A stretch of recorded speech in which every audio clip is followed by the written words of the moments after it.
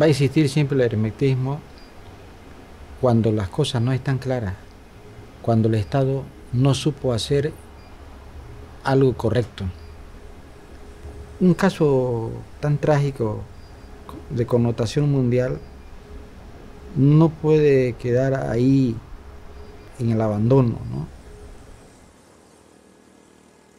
Una tarea del periodismo es verificar en qué ha quedado esta situación, como yo diría, revivir el caso, pero no en aras de que nosotros nos beneficiemos con premisas, nada, sino en aras de que esas personas que por lo menos encuentren justicia, porque dentro de esas víctimas hay 21 periodistas muertos, hay futbolistas, hay familias que han quedado desamparadas, niños. Entonces, por lo menos de que hay ese resarcimiento y que ellos por lo menos puedan encontrar una justicia, ¿no?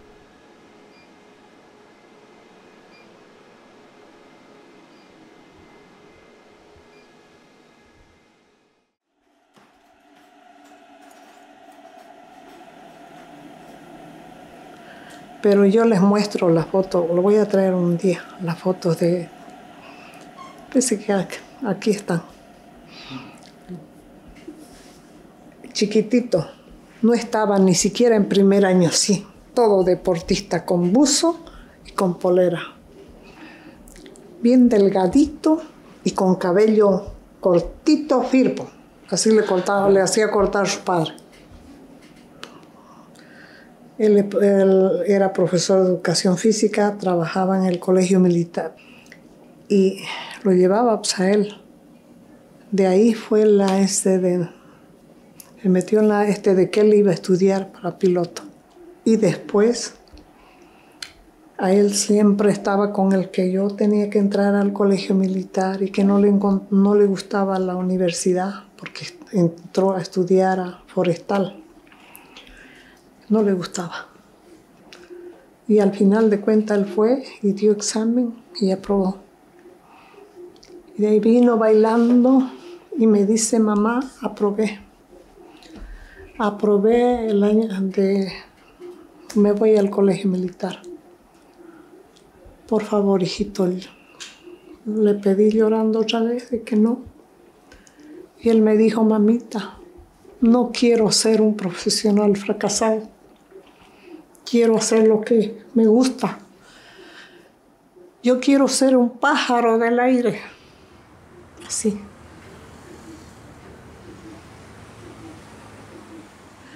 Cuando estaba en el colegio militar, en el segundo año nomás, ya él voló. Ha sido buen alumno, ha sido buen estudiante. En el colegio militar ha sido alumno mayor.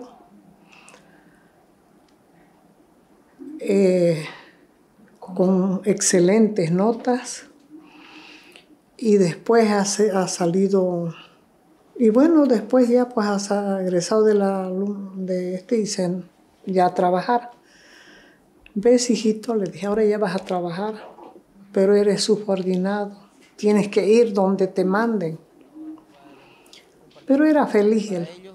Era feliz. La Copa Sudamericana en Medellín, Colombia. Tenemos el privilegio de transportarlos. Es así que la mía cumple dando el servicio de vuelos charter de la manera más eficiente que podamos hacerla y con la seguridad respectiva en lo que concierne a aviación.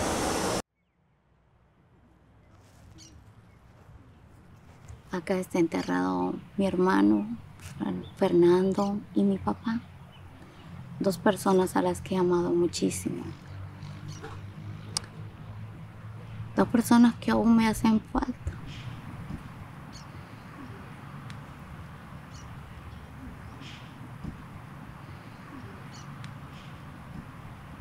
Estábamos desayunando y justo me entró una llamada de WhatsApp que era mi sobrino. Era el hijo de Fernando que me llamaba para preguntarme si me había enterado. Y yo pregunté de qué y me dice, tía, mi papá se cayó. No estaba entendiendo qué pasó, que se cayó y me dice, tía, se cayó en el avión.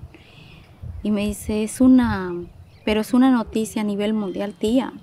Y le digo, no, no estaba viendo las noticias. Que un padre se te vaya así de la noche a la mañana para mí es algo duro, también para mis hermanitos.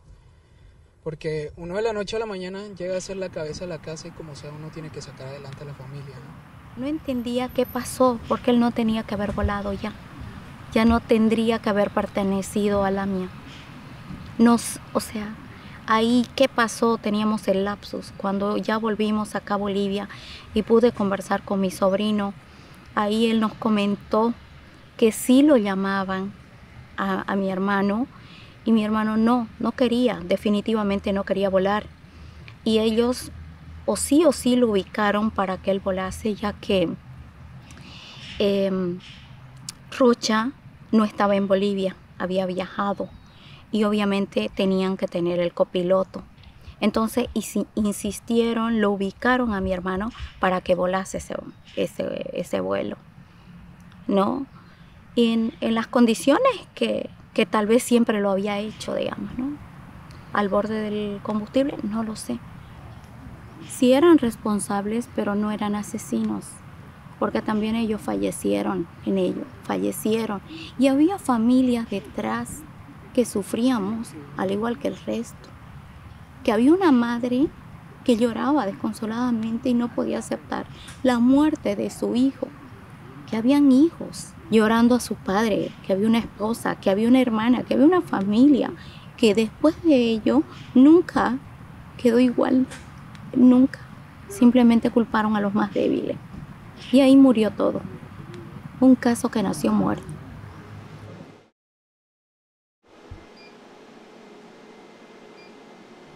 Lo que nace mal, termina mal y terminó en una tragedia. Y yo seguía investigando solo.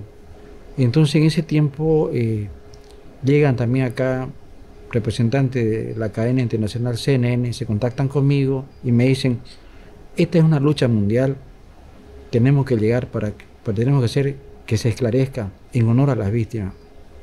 Ustedes están luchando en una guerra, esta investigación es una guerra, ustedes están con fusiles, nosotros estamos con morteros, porque este es un caso internacional, donde un director de la Dirección General de Aeronáutica Civil fue cambiado de un plumazo. ¿Por qué? Porque cuando esta línea solicitó operaciones en Bolivia, él puso los pasos que se debía cumplir y creo que estaba yendo bien. Entonces, como la línea aérea, los aviones eran de un senador venezolano, Ricardo Albacete, entonces había influencias de líneas políticas para que la línea opere, sea aceptada de forma rápida en Bolivia, en tiempo récord, diríamos. Entonces cambian a ese general de director de la DGAC y ponen a otro general. Yo descubro de que este señor que le dio la licencia en tiempo récord a la línea aérea estaba siendo investigado y había orden de detención en su contra. Me entero y accedo a los documentos y publico en primera página el periódico El Deber. Bajo el delito de tráfico de influencias, se inició procesos penales contra la operadora de Virubiru y de exfuncionarios de la DGAC. Contra los funcionarios de Asana, al momento hay procesos administrativos. Al otro día se me vino el mundo encima, me amenazan y me dicen de que era mentira. Incluso hubo una conferencia de prensa en Santa Cruz de la Fiscalía de Distrito, mostró el periódico y dijo, esto es mentira. Yo estaba en un serio conflicto. Como yo tenía documentos, ¿qué hacemos ahora? Entonces se me ocurre fácil sacar una foto al documento y sacarlo como foto. Nosotros tenemos el documento. Sacamos al otro día los documentos, ellos lo habían borrado, o sea, lo habían hecho desaparecer, pero yo lo tenía. Luego este general vino al mismo periódico a amenazarme con 3 abogados, amenazarme con meter preso ya, o sea, haciendo alarde de que él era general de las Fuerzas Armadas y amenazarme. Pero no prosperó eso, porque nosotros seguimos adelante.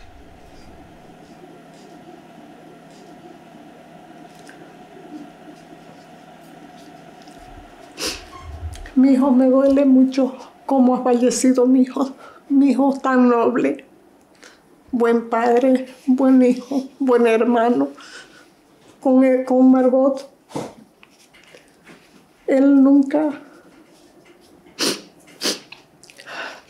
no, de chico sería alguna vez, pero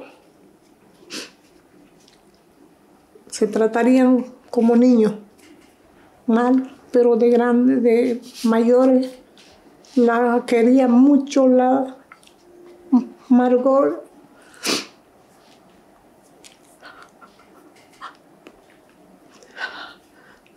Era su adoración de su hermano. Y cualquier cosa decían, consultaban. Le decía, hermana, quiero hablar contigo. Quiero hacer tal cosa, por ejemplo, como trabajo. Y también como cuando fue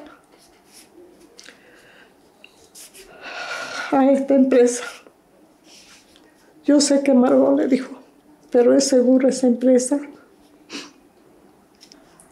¿Usted alguna vez se ha soñado con Fernando? He soñado. Incluso cuando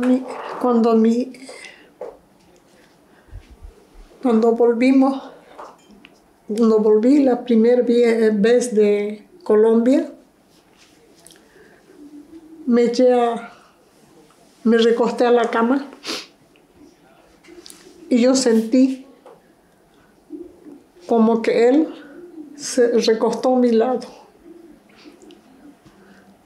y sentí el olor de su perfume que no me olvido nunca.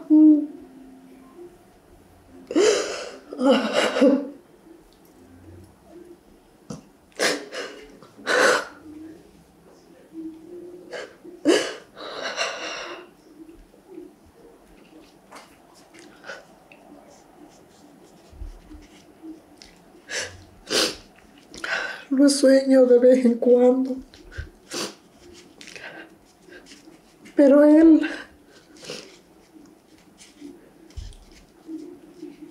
no es como cuando estaba así. Me ve, me mira, se da la vuelta y se va. Es en mi sueño.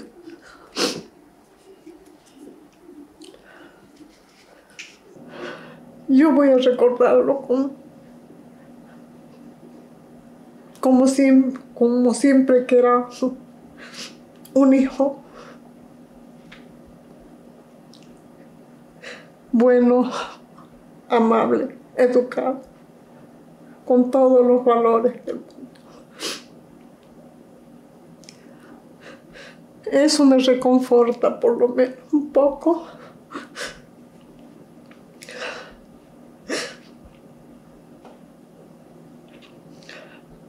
Que fue un hombre sano. No tenía maldad en su corazón. Si bien se había avanzado en la investigación, si bien la fiscalía, la policía realizaban investigaciones acá, las autoridades del gobierno, con el poder que ellos tienen con medios de comunicación, impusieron su palabra. Ellos han tratado de postergar, ¿no?, con argucia jurídica, ¿no? Por ejemplo, las audiencias no se realizan, no hay una agilidad del Estado boliviano para que este juicio, por lo menos en Bolivia, llegue a un final. Nosotros podríamos decir que en el caso boliviano el proceso ya se encuentra muerto. Tenemos dos aspectos que tenemos que valorar para esto. Primero la extinción y después la prescripción. Es decir, hemos avanzado tanto en el proceso y se ha demorado tanto la justicia que ha causado una extinción y una prescripción. Hay otro condimento que le pone más a este aspecto. Y ese aspecto es que, recordemos, es de conocimiento público que la Fiscalía Departamental de Santa Cruz se prendió fuego. O sea, se ardió, o le prendieron fuego, o se prendió fuego, algo ocurrió ahí. Es decir, habían, si no me equivoco, 5 o 6 anaqueles llenos de pruebas de este caso. Ya no existen. No le sacaron copia y no estaba en sistema porque eran anexos. La diferencia entre el anexo y la prueba es que el anexo no está incorporado al cuadernillo. Es un anexo que lo pueden revisar para ver qué sacan del anexo como prueba, pero no es una prueba, está ahí, ya no hay.